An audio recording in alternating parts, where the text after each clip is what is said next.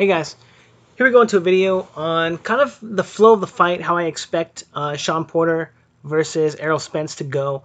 And we're going to talk about who I think has the advantage on the inside and kind of see, kind of talk about what each fighter needs to do to be successful. So let's go ahead and get into it.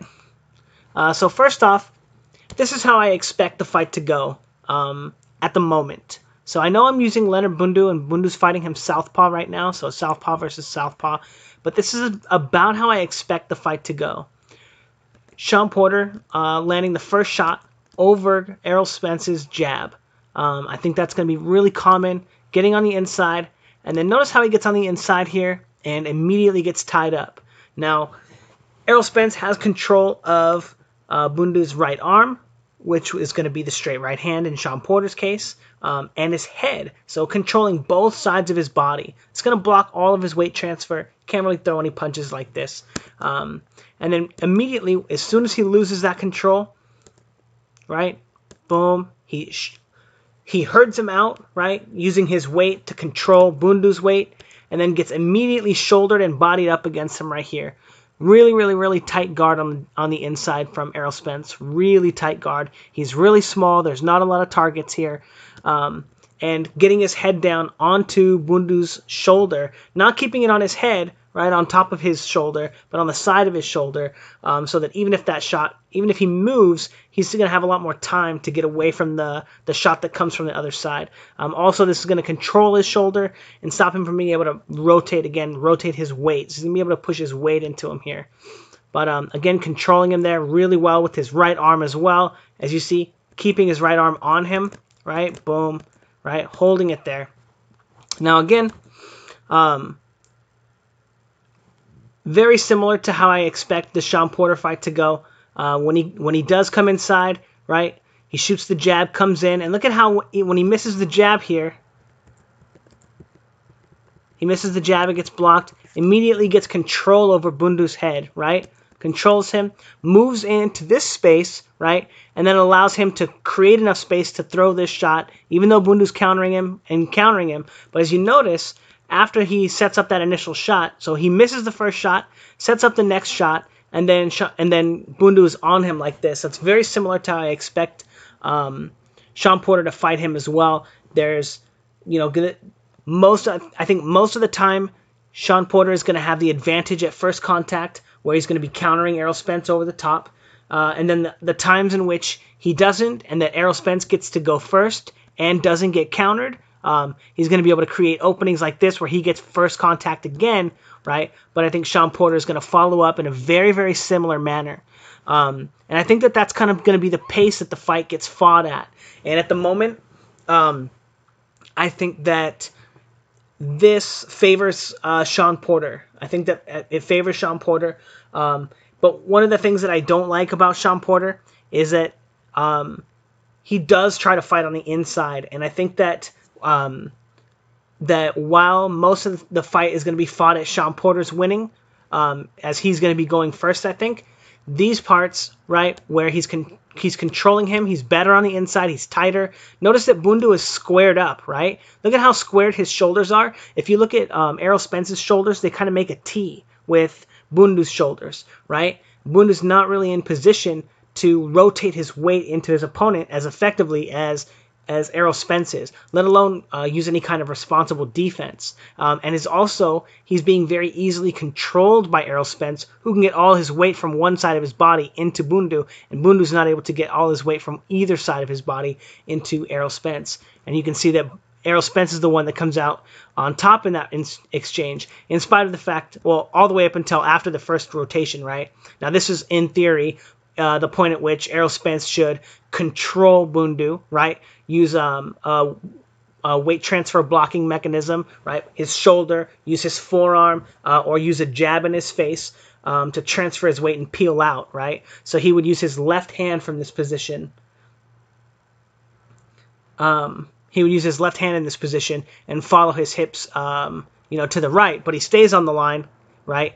And he comes up. Instead of moving off the line, he comes straight up, back into position, and when you're doing that again, you're never in position, you're out of position.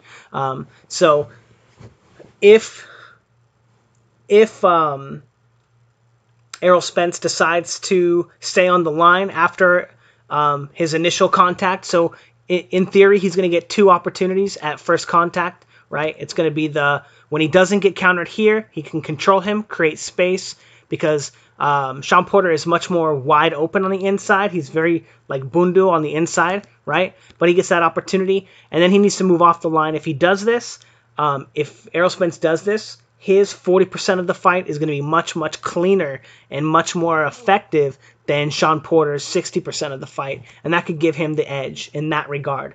Now, Errol Spence has shown a propensity to be a very tough competitor and to think through fights and make adjustments. I do think that he'll be able to figure this part out.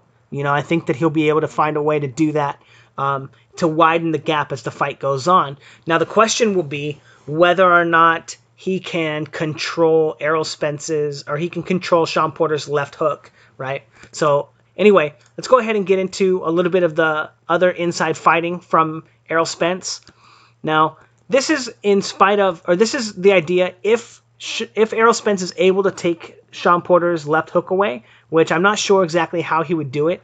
But if he would be able to do that, he would be able to do this. So this right here, right, that motion right here, right, coming in on the jab, he's timing the jab, he's slipping to the inside, getting under Errol Spence's jab.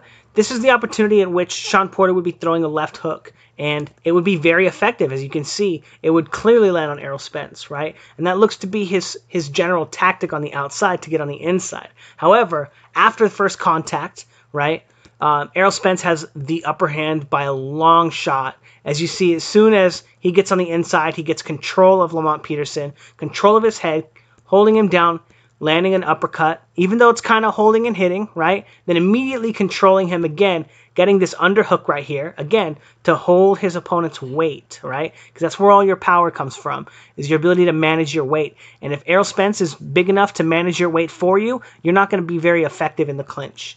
So again, managing his weight, blocking his weight transition, but still leaving it open for him. Now again, watch how this little engagement goes, right? Well, actually, I messed up. I don't have a full clip, but let's see if we can. So he's flashing his jab, coming in, and then throwing a feint to the body. And after, immediately, Lamont Peterson is on him, right? Again, first contact. If Shawn Porter if Errol Spence doesn't counter him right there and control him, and he lets him come in, or Shawn Porter does just come in off of those kind of attacks, you can see that Errol Spence is going to be more than okay on the inside. Whoops, did I go back too far? Being able to get under his opponent right here and then wrap him up and then again control both of his arms and start attacking on the inside. But again, look at how much more square his opponent is here, right? He catches him in between, gets his shoulder on his body, right? And now he's making that T again, where he can get his weight from his right side into his opponent, and his opponent can't really get his weight anywhere, right? And that allows him, again, with his head on the left side, to continue to throw his left hand into his opponent, because his opponent is much more square than he is. And again, doing a great job, even though Shawn Porter's left hook would be landing here, right? Doing a great job of, after getting hit with that counter shot, controlling him and landing his own body shot. Now, this is really important, you guys, because of the fact that Shawn Porter doesn't actually fight southpaws on the inside. He looks to take lead foot dominance, and from that position, just stay squared up with you and throw punches. Now, what I want you to notice here, again, is the range at which he's looking to fight. He just kind of sits down, and you'll see a little closer here. Nope. Wait. Well, you can see that he's square, number one. He's not looking to get his head on either side of his opponent. He's not looking to control him. He's basically looking to get into the same position that Lamont Peterson finds himself in here. Right here. Except for you want to be the one that's underneath your opponent, kind of. Coming up, like Errol Spence does here, so that he has control of his opponent's weight and control of his weight, right? That's what Shawn Porter looks to do when he's on the inside here, get up under his opponent to block their weight transitions. So he's trying to make it like a T kind of as well, but not, I don't know, maybe he's more like an H, with his head being the bar in the middle. But in theory, it's kind of the same idea where you want to block and control your opponent with your head and block their weight transitions, keep them off weight or off balance. But Errol Spence's is just, his technique is just much more effective because he's able to get all of his weight into his opponent, not just get his head and keep them off balance. But anyway, we'll keep looking. But again, not really looking to fight on the inside. When he usually gets tied up, again, he's throwing punches here. Boom. Transitions its weight. And now he's looking to come up and fight with lead foot dominance and be in this little zone here. But as we can see, Errol Spence is very good in that zone. Again, right here, you can see it very clearly where he's looking to fight. Planning himself after he gets here, boom, boom, and then following Alexander, continuing to take lead foot dominance and fight right here.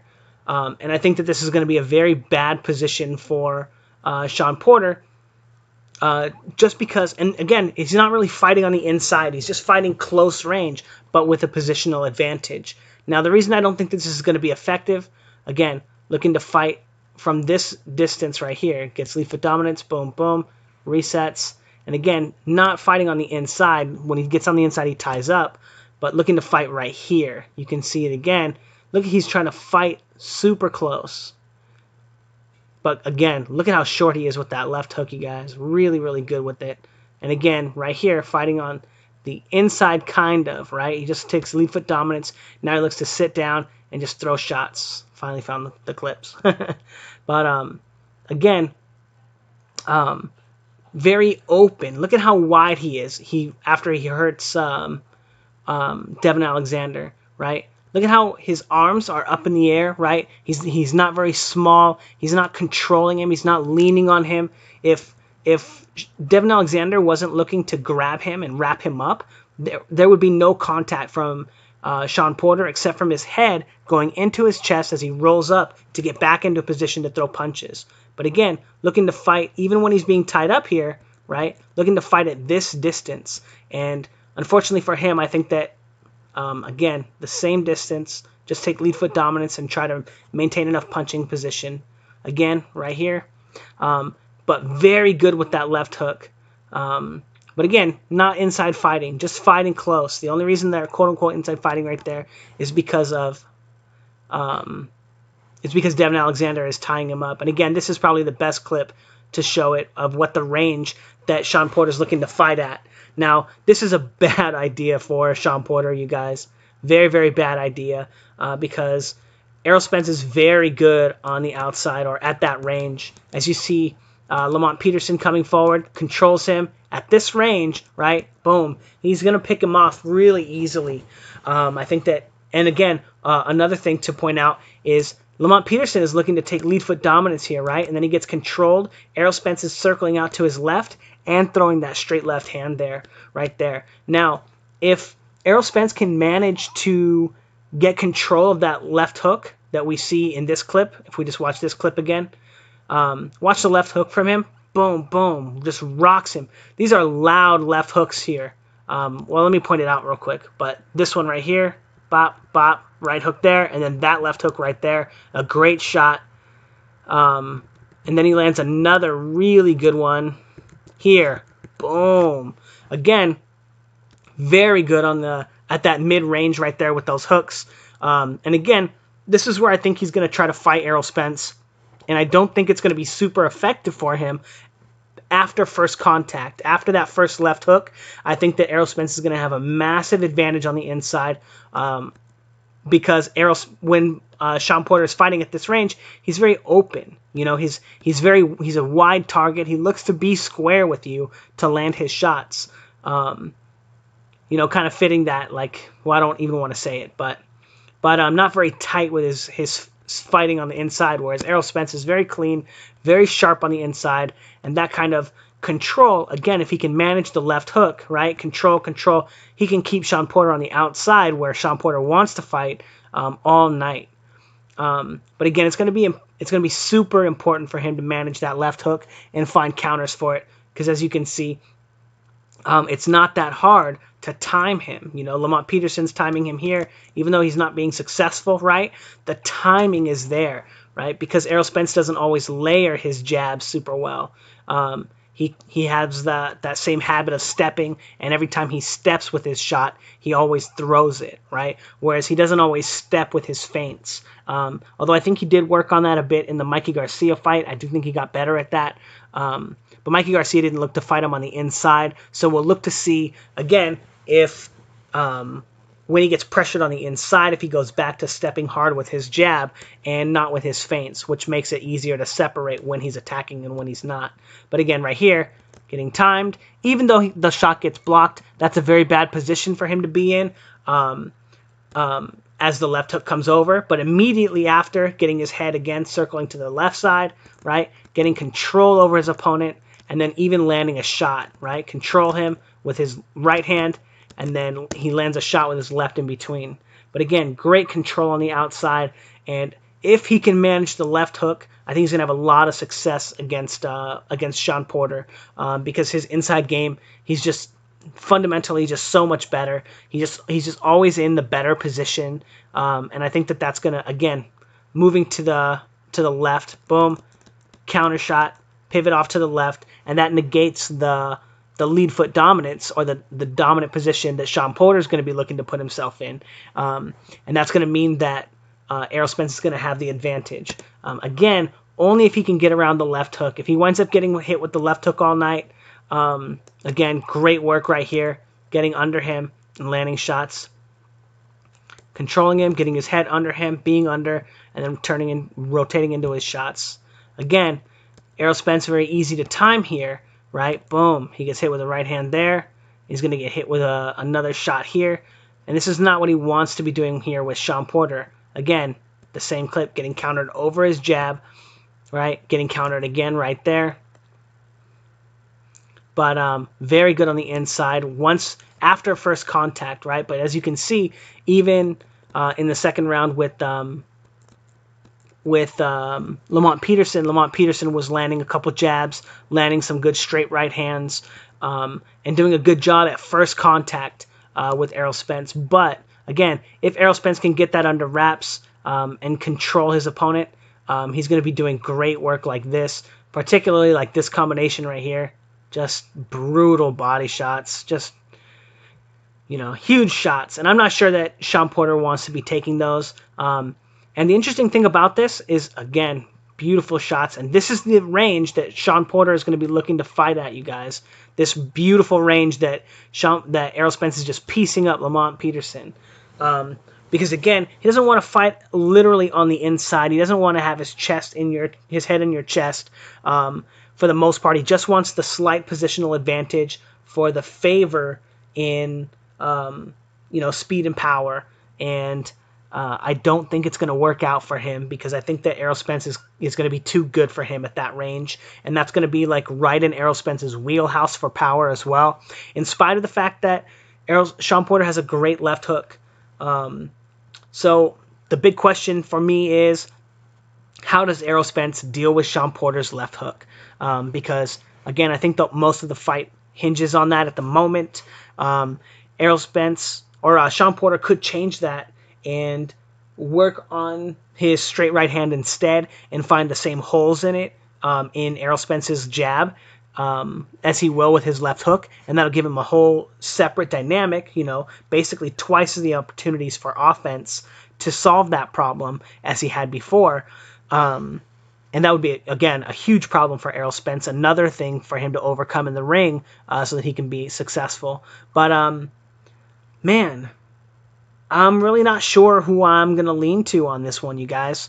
I'm not sure, because if Errol Spence doesn't find an answer for the left hook, the fight will still look competitive because of the fact that Errol Spence does make adjustments. Sometimes he's a little slow, sometimes, but when he does make an adjustment, he knows how to stick to it. He has enough experience to really craft a game plan as well, or craft the ring adjustments.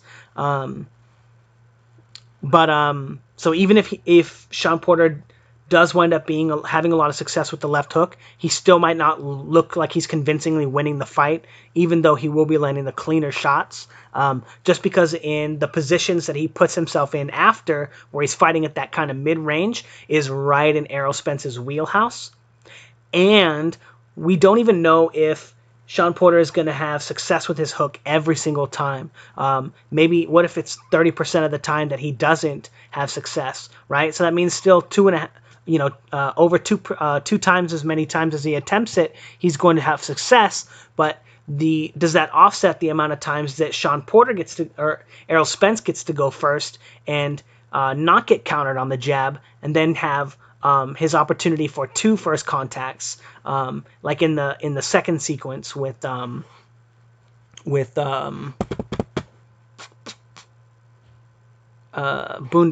right? So the multiple opportunities to have the first attack in each separate position, right? The one on the outside where he feints and then doesn't get countered, and he can walk you into a shot. And then when he closes the distance after that shot, instead of moving off the line, then being the first one to be able to use his weight to put himself into a position to attack after.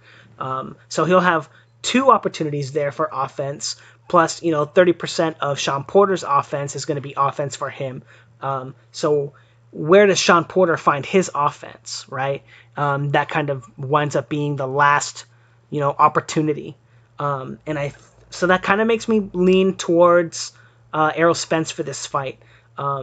Just because if these initial numbers are really raw, right, and the initial concept, right? But the one thing that I know about Errol Spence is when you watch his fights, those percentages always get really skewed with him. He's really able to pick them up and start working on it and getting better and better and better and better in the ring. And each engagement, he gets a little sharper. He gets the game plan a little more solid, and he narrows the margins on those numbers slowly but surely and very steadily. And that's kind of what breaks fighters, is that their opportunities for easy offense just get lower and lower and lower. But anyway, man, I hope that was coherent. I don't know. I kind of said like a lot of like not normal stuff, but anyway, the rundown of the fight.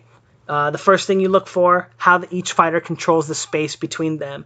They each like to use the jab, probing jabs, right? So whose is better? I think that Shawn Porter's is a little more educated. I think that Shawn Porter's he's going to have a little bit easier time, setting up his offense off of it. He's a little quicker at that. Now that might change against Errol Spence if he's scared, but on average, I think his jab is just a little bit better, and he's going to be the one initiating first contact more often than Errol Spence.